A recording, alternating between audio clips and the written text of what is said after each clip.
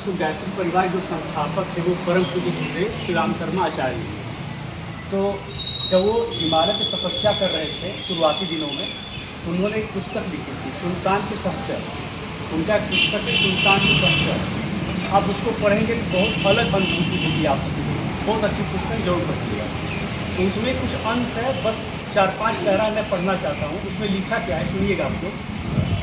आज के भ्रमण में यही विचार मन में घूमते रहे कि मनुष्य ही सब कुछ नहीं है, सर्वश्रेष्ठ भी नहीं है, सबका नेता भी नहीं है। उसे बुद्धि पर मिला सही, उनके आधार पर उसने अपने सुख साधन बढ़ाए हैं, यह भी सही है।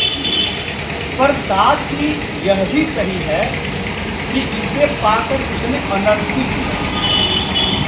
सृष्टि के अन्य प्राणी जो उसके भाई थे, यह धरती उनकी भी माता ही उसकी बना डाला। सबकी सुविधा और स्वतंत्रता को पूरी तरह पददलित कर डाला। पशुओं को जंजीर में कसकर उससे अत्यधिक श्रम लेने के लिए पैशाचिक उत्पीड़न किया। उनके बच्चों के हक का दूध छीनकर स्वयं पीने लगा। निर्दयतापूर्वक वध करके मांस खाने लगा। पक्षियों और जलचरों के जीवन को भी उसने अपनी स्वाद प्रियता और विलासिता के लिए पूरी तरह नष्ट किया। ये गुरुदेव जी को पुस्तक मांस के लिए, दवाओं के लिए, फैशन के लिए, विनोद के लिए उनके साथ कैसा निशंस व्यवहार किया, उस पर विचार करने से दम्भी मनुष्य की सारी नैतिकता मिथ्या प्रतीत होती है। ये सुनसान के सहचर का 68वां पेज है।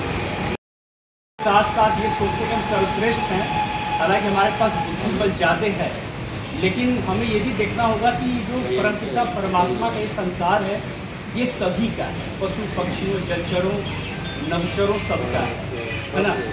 तो हमें ये देखना होगा कि क्या हम किसी भी जानवर को रखते हैं, क्या उससे सही बर्ताव करते हैं। आज हमारे इसी रास्ते से, इंडिया रास्ते से बहुत सारे गौवंश कटने को जाते हैं, है ना।